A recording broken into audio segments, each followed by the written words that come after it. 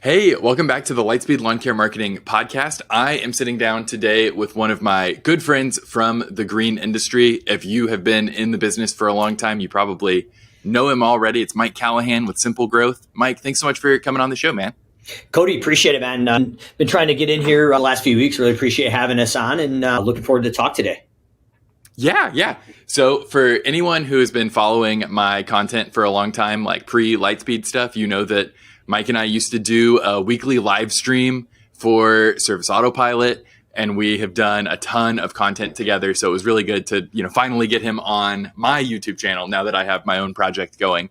So I wanted to talk to you today about automating your lawn care business, because I know that you did this so well with your business that now you have a whole other business that is solely focused on helping service business owners automate their business. So I just want to jump in and hear anything you've got to say. Yeah, absolutely, Cody. So you kind of nailed it. We in the early days started a lawn care company. Really freshman year in high school, worked all the way through high school, and believe it or not, had by the end of college had 3 full-time crews running around while I was actually a full-time college student. And then obviously kind of made that faithful jump, as we all do. Is it the corporate route or is it the entrepreneur route? We went the entrepreneur route with the lawn care and snow removal company in upstate New York. And a lot of people have heard the story, but if you haven't, I'll give you the 30-second rendition. Basically, all the people in my local town that I looked at and admired who ran not only service businesses, but any business, built these really great businesses from the outside, but they actually revolved around them and they had their hands in every part of it. So I assumed that was the way to actually grow this business and to compound the problem. Some of the last classes I took in entrepreneurship in college were run by a gentleman that was running several large companies. Believe it or not, he was the center of all the movement in all those businesses as well. So I said, well, hell, that's got to be the way to do it if you're going to crush it. You got to micromanage it and that grind to you're dead, but that hustle. But eventually that ended up causing a divorce. And story short, hit rock bottom. Search the internet, how do you get your life back from your business? And I found automations and the 5 stages of business. And the interesting thing, Cody, I don't know if we've ever talked about it, but the 5 stages of business really was instrumental before we even automated the business, because what it was built by Clayton Mass and Scott Martin, the co-founders of Infusionsoft, which is now Keep. But as you go out on the internet right now and you're looking for what are the next bottlenecks my business is going to hit, there's nobody out there who's really automated a service business. And there's nobody who ever really talks about the growth and bottleneck hurdles of a small business. There's out there for $100 million companies, but as a service business owner of a lawn care landscaping company, there's no roadmap. But it was really interesting that Clayton Scott, through hundreds of hours of research and census data, actually defined the 5 stages of business and where you were at based on how many employees and your revenue, and how many were actually in the United States on average that actually filed their taxes. But the cool thing is on the bottom, it said, this is the hurdle that you are going to approach across all these businesses up to $1 million and beyond. It landed on the 3s and 7s, so 100,000 or 100,000, 300,000, and so on, all the way up to 3 and 10 million. But basically, there's a distinct hurdle. And the thing that Clayton talked about in there that really resonated with me is once you get past that hurdle, you may not have solved that hurdle of bottleneck, but it's always going to be there. Yeah. And the business owner dives in and now they want to own it and wrap their hands around it. What I found is through automations, you can at least up through about $1 million tackle 99% of those hurdles through an automated system. That was kind of the magic sauce. We automated, but we paid attention to those hurdles, and that was kind of my roadmap. Yeah. So give us an example of one of those hurdles. But before we say that, I want to make sure people are hearing what you're saying here, that part of this is you can brute force your way around one of these hurdles, but it's going to consistently be a problem in the business until you actually address it. Yeah, absolutely. And that's the thing that, I love Gary Vee and a lot of these influencers, but that hustle, grind 100 hours a week, it's not sustainable. That's not a good work-life balance. And that's not why we all started our businesses. We went into A, help people, and B, make money and have a better lifestyle. For most people. I don't know anybody who got in business to work 7 days a week, 10 hours a day. That just is not sustainable. I want to be miserable. Yeah, just miserable. I want to be hanging out in room 112 with the players dwell with Mr. Mr. Cody. But anyway, bringing it back. But basically, as you're going in, those 5 stages, stage 1 actually has an A and B. And in stage 1A, you have a full-time job. And your biggest hurdle is time. How do you have time to actually start a business while you have a full-time job? And then stage 1B is you basically said, the hell with the man, I'm going to go out and make money. I'm tired of him making money off my hard work. Little we know that business owner probably is not making as much money as we thought he was later in the conversation as we get down the road. But your biggest hurdle there now is leads. And you can't just now rely on your friends and family, people from the kids' baseball team or people or church or wherever you're hanging out. You actually got to get enough leads to keep the lights on. As you get into stage 2, your biggest hurdle now is sales. So if somebody's not clocking in full time from 8 to 5 or 9 to 5, or at least part time, but while they're in that position, Cody, they've got to be having their sole focus on sales. So this is the amount of calls or estimates or jobs. There's a clearly defined non-emotional goal that needs to be hit. And what we find, at least in my business and all the other businesses we work with at SimpleGrowth hundreds a year, is we get into this situation where we sell a lot of work and then we do a lot of work. And it's kind of like this teeter-totter. So I'm running out of work. I got to start sell. Now I'm going to do a lot of work. But really there needs to be a clearly defined sales goal and cadence. And on top of that, the one thing that nobody really talks about is the ability to go in and have a predictable and delegatable sales system. So ideally, we want to build a production rate based estimating system around turf square footage, linear feet, number of shrubs, small, medium, large, whatever that is, and be able to delegate that. At a bare minimum, we want to be able to at least base it on how many hours and minutes we think it's going to take with a minimum to show up, if that's applicable to service, to take the emotion out of it. So we've got a set sales system, and we've got to have basically a standardized sales system that can actually have job costing around it. And as you dive into level 3 now, so this is about to your, it's going to be your 300 to 700,000 ballpark right there. It's really going to be people and systems. So now the scary thing is, Cody, we're going out now, we're hiring people that we don't know that are going out and doing the work while we're probably not with them, because it's usually 3 to 10 employees. So unless you're running a 10-person crew, which would be kind of crazy, you've got that workout phase. You've got to figure out, how do we get the standardizing operating procedures? How do we go out and hire these people we don't know? How do we vet them? And how do we build the systems around it? And as you continue to go, there's very predictable bottlenecks that you need to get around. But those are going to be the hurdles we've talked about up to $1 million. Most of those can be automated. And eventually, once you get past $1 million, it's leadership and culture. And what we find is the leadership skills that you have at $1 million are not the same leadership skills that got you there. Is not going to get you to 3 to 5 or 10 million. That's a whole different set of leadership skills. And now eventually those people that you don't know that you hired are hiring people they don't know. So it's compounded. And then how do we go in and create a greater cause, a mission, kind of that North Star? So our mission at SimpleGrowth is to help business owners take their life back from their business. Everybody aligns to that. And now the old saying is, we got the right people in the right seats in the bus. And we're all driving in that one direction. And that cultural piece is what we're seeing in the SimpleGrowth Masterminds group, is we're helping people clearly define a mission and mission strategies, how we're going to get there, but core values, and how to actually hire, train, and fire to the core values. And that's kind of the secret sauce as we continue to go. As we well know, you young millennials aren't just about a paycheck. There needs to be a culture. There needs to be a greater good to where we're going. And that's kind of the journey that we've taken with basically my 2 companies now and going on to a third, that there really is a recipe for your service businesses. Mike, talking to you is always so helpful. I am like taking mental notes for my own business right now, not just for the guys watching. I definitely identified what stage of the hurdle we are at, and it's a solution that I have known we need to implement for a while, and have been, literally doing what you described of like, I know we need someone in sales whose focus is sales. And I have just been pulling more and more onto my plate to handle that, when I know that like, okay, this is the hurdle we need to address. And I just have, so this has given me the impetus to like, okay, I need to go get this problem solved for us. Yeah, and that's, it really is. It's interesting. So you've got your time and leads, you've got your sales, marketing, service, people and systems, and leadership and culture is that 3 to 10 million. Mhm. And I can, in show notes, I can get you a copy of what that actually looks like. Is this actually going to be live on just the podcast or on YouTube, or? This will be on our podcast feed and a video on YouTube. So we Okay. can have a link in the show notes and we can throw it on screen for the video.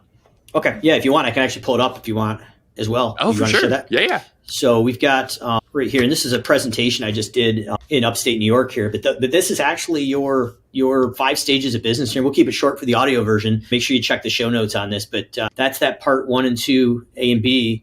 Our new employer is going to be running 2 to 3 employees, running 100 to 300,000 annual revenue. Our biggest hurdle is sales. And I misspoke. So our stage number 3 is service, where we're hiring the people we don't know. But in addition, it's a marketing system, and that's 4 to 10 people and 300 to 1 million. And that marketing piece really, I'll give credit to John Potoshnik with the analogy, but really the idea is having a predictable marketing system with client acquisition. So if we know each one of our client costs us $120 or say $100, we throw that $100 in the top of that vending machine where all our ideal clients are sitting in. And for every $100 we kick in the top, that ideal client kicks out. Okay. And basically that's going to drive that sales machine that we've built at hurdle number 2. Stage 4, 1 to 3 million is that people and systems. And then that leadership part we just talked about in the culture, that's going to come in at 3 to 10 million. But really what we're going to do is what I've seen is if we don't start building that leadership and culture as we break 1 million, it's going to be really hard to implement. So we really want everybody to buy in and have a piece of that. That's kind of what we're looking at. I'll get you a copy of that for the show notes. But thank you. This is the exact thing that I used in my business. And when I found that online, that was the foundational piece of where do we automate first in priority. Yeah. So talking about starting to introduce automation, I think you already touched on the first step of that is that you have to have a no emotion, like purely defined process in place where you can hand off the task to a person. That's like the first step to being able to figure out, can this be automated and it can be taken off of everybody's plate? Yep. Really, it's just you're kind of defining your biggest bottlenecks and pain points, and you can't eat the whole elephant. So you got to just take them as you do it. So what we do is we include, or we look at it as a process of life cycle marketing. A kind of new hot term is called life cycle automations now. Really, we talk about where the person is in the customer life cycle. And the whole idea is we want to have an automated but personal conversation around this, Cody. So if you are a lead that's requested an estimate for lawn mowing, you would be able to speak to them in the fashion of it's someone who's requested an estimate for this service but hasn't yet received it. So we're going to send them some short-term education and nurture to educate them around the service and overcome any sales or price objections. So the key is not only do we want to automate those, because these are all the manual processes. So we got to figure out the manual processes first before we automate them. But once we do, we want to talk to specifically where they're at. So it's personal, but then we automate it. And the whole idea, and we've reiterated that was working with hundreds of clients each year with these automations, is a lot of times you don't want to have like crazy logos and pictures and all this stuff in these documents. And people are like, why do some of these documents look so basic? I'm like, well, they're going to tell it's automated. The whole idea of an estimate follow-up or a welcome or an acclamation, or say at 30 days we follow up for quality control, you want it to look like it came from somebody who typed it in your office, not a branded up email, because they're just going to like turn that off. As you're scrolling through your phone on social media, you know what an ad is. Like our brain has like been, trained to what that looks like. So you don't want to get into that situation. And that's kind of the key of when we build those automations. Yeah. So you're trying to keep it looking as personal as possible while allowing it to infinitely scale with the business. So you keep that top-notch customer service and you're building systems that ensure quality while, making it infinitely scalable. That's really cool. Yeah. It's something stupid. It's just literally the email signature line we put on the estimate follow-up 2 days after each call. Looks like it's sent from the estimator's iPhone. Okay. So I talked about you doing that. And then I had Robert pull it from a previous podcast episode because I said your name and I was like, I don't know if Mike talks about that being a thing that happens. So I was like, I don't want to put him on blast, but I think that is so powerful. It is. I remember the first time you showed me that we were on a call like this and you were telling me about it. And I was just like, man, that is wild. Yep. And that's probably 10 or 11 years in the making. And you know what? It still works. Yeah, it's a great hook. So walk me through, I'm a lawn care business owner who's doing, well over 100K. We've, got a crew in the field. Maybe I'm off the truck now. I'm in the office working on the business. What are the first things that I should be looking to automate? So I would say basically right off the bat right now. So as we're recording this is obviously well past COVID. First thing we want to think about is buying decisions or buying habits have changed. So on-demand buying is a thing. So Instacart, Amazon, Netflix, Uber, all of these things are digitally on demand right now. So the consumer, we want to think about before we necessarily automate it, how is the consumer buying and digesting and acquiring our services? So obviously email is not dead. It's still alive. You should have a website lead capture to request an estimate. There's certain services you're not going to be able to sell directly off your website. In addition, you should have somewhere to have an automated estimate. So it's tying in, it's pulling in property data the customer could fill in the service area, and it's going to reference a data table and calculate a price based on your services and your profits. They should be able to sign up and actually put a credit card on and bill. So obviously that's ideal, but if it's another service, at a bare minimum, you really need a website lead capture, and that needs to go in and trigger a ticket or to do whatever software you're using. So whether it's Service Autopilot, Mike Andy's Copilot, those are the big ones right now, but they're gonna basically create a task with accountability for someone to be on the hook within 24 hours to get that estimate. Speed wins right now. That's the key of the game. So that would be set up the automation to trigger that. And if they're buying live off the website, set up an automation to trigger the task to actually set up the job. And if we're requesting the estimate, it's an estimate follow-up. We call that 20 days to close. That's going to be the first biggest return on investment. The second biggest return on investment that we see right now is upsells. We recommend 5 to 8 upsells. And the key to those, Cody, is not this like ugly email blast. So this is a thing that I chuckle because I don't know how I've gotten into these email lists, but it's literally we're going into the springtime, and it's literally like it's time to sign up for your spring cleanup. If you've already signed up, just disregard this email. Like, what are you telling your client? You don't care about them. You're literally spamming your clients. Really, so the secret sauce to this is database segmentation. And it doesn't sound sexy, but man, the results are real sexy. So the idea is we want to go out over 3 communications, what we found the best results. And there's 2 or 3 main things that you want in this upsell. So the marketing content itself, before we get into the segmentation, is there should be an email subject line or hook that actually grabs their attention and it ties into the first, I'm going to call paragraph of the, but it's real quick and chunky, but it's a couple of sentences, but it ties right into the first paragraph. And then the bottom, we want the ability to click and to request an estimate and the ability to say, hey, I'm not interested. Because if they're not interested, let's not hit them with the other 2 emails.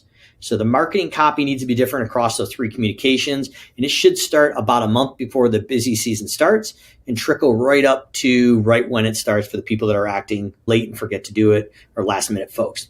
So that's kind of the idea. But to send that out and avoid the issue of, hey, if you already signed up, just ignore this.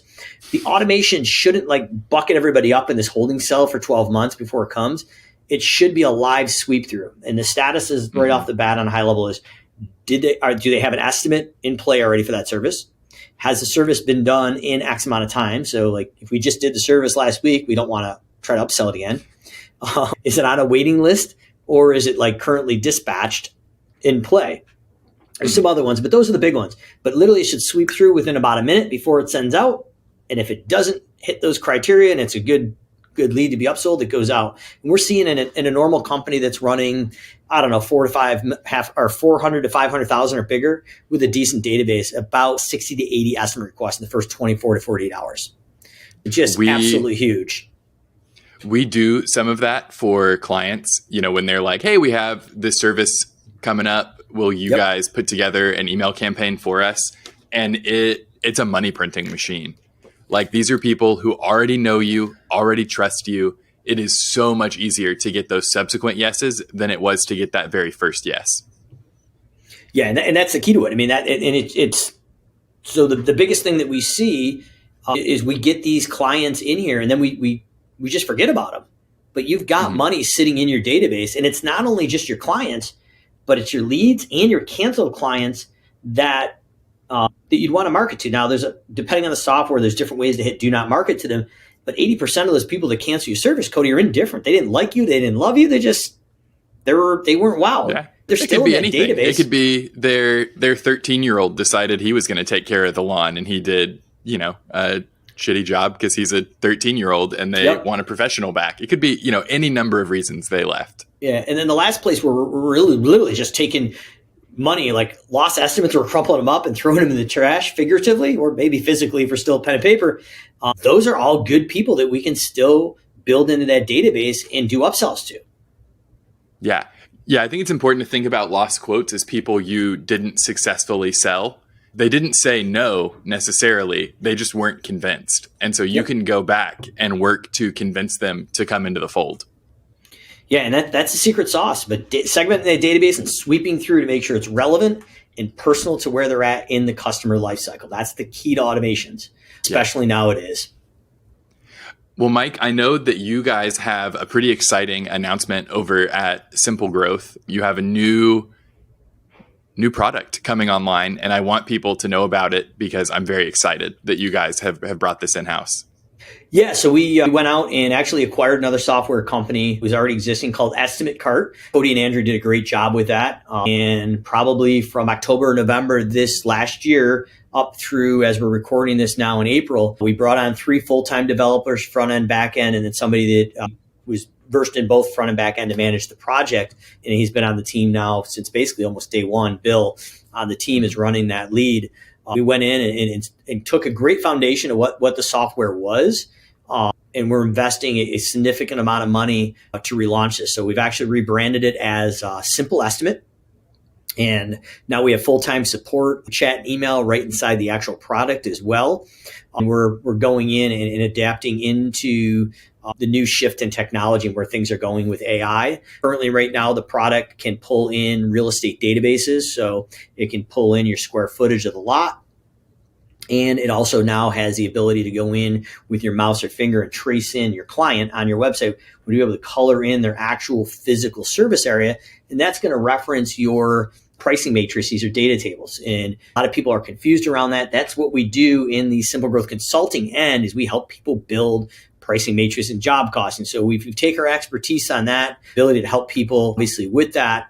Then on top of that, what we've done is gone out and basically we're going to start investing in the new shift in technology with AI and different things like that. But that is just getting launched. If you're watching this, in the next week or so, really getting launched right now. We've just onboarded a few of our current clients through the process to make sure smooth and some of the updates are working the way they should. And we're going to have a full-time support staff as well for that from 8 to 5 Eastern. So that is kind of our diversification into owning our own platform and actually continuing going the way technology is going. Yeah, man, watching the growth at SimpleGrowth has been so cool because you have such a passion around helping business owners succeed. And I know that, when I was first getting my feet wet and considering jumping out and starting my own business, you were one of those people, along with like Jacob Godar, who was right there telling me like, you should do it. You'll do great. And so I know that it's not just when you're on people's podcasts or whatever that you're willing to help. I know from my own experience that when I have a question, you answer the phone.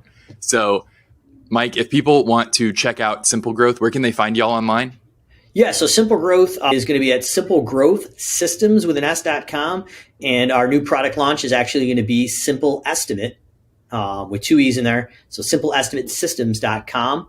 And we will be opening up the general public here probably in the next 3 to 5 days, just onboarding a couple of our newer beta testers in just to make sure the onboarding process is smooth. But like I said, it's an existing product that we built upon, great reputation, and all the existing user base has just been transferred over to the Simple Estimate rebrand and everything. So perfect timing if you want to check it out. And as you're looking at it too, I think the interesting thing is there's a lot of products that are using the AI now or adapting to that, Cody. But what we're finding is the technology is there, but some of the machine learning and the algorithms are not quite there yet in certain areas. So as we continue to develop that, something we're probably not going to launch the AI part immediately. We're going to let the machine learning kind of learn from people coloring in and the database pulls. Right now, it does give the ability. Sorry, I want to, on the machine learning side, is y'all's goal to have it like highlight the service area for the customer who's requesting a quote? Correct. Yeah. And then they'd be able to adjust it in and out. Yeah. Right now in its current state, wherever the customer colors in, right now we've integrated with Service Autopilot. We're going to be integrating very shortly with Copilot and Jobber, amongst possibly even Yardbook.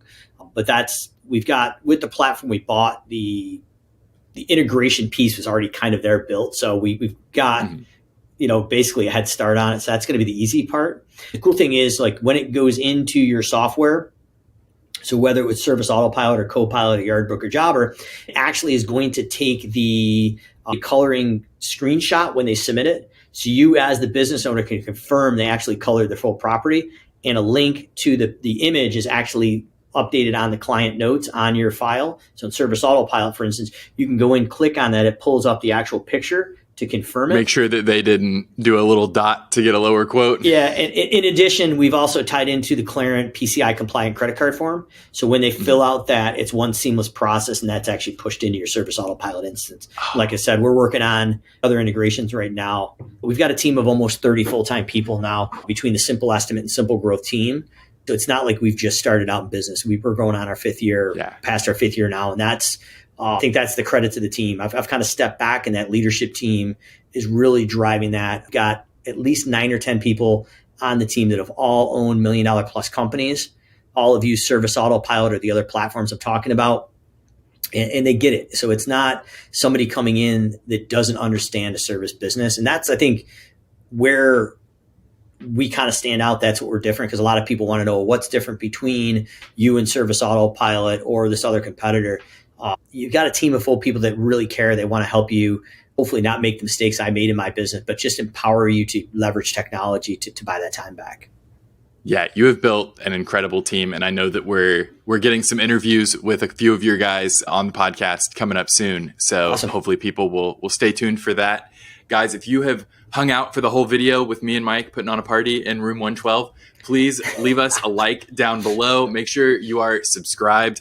This is the kind of interview that we do here on the podcast. This is the kind of content that we put out multiple times a week. I learned that, super heavy content strategy from Mike. So it was really good to get you on the show, man. I really appreciate it.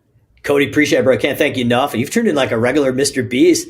Like, click, share, and send. I love it, brother. I got to take some notes from you now. So appreciate you having us. Hopefully we get back on. But thanks again for everything you're doing in the lawn care and landscape industry.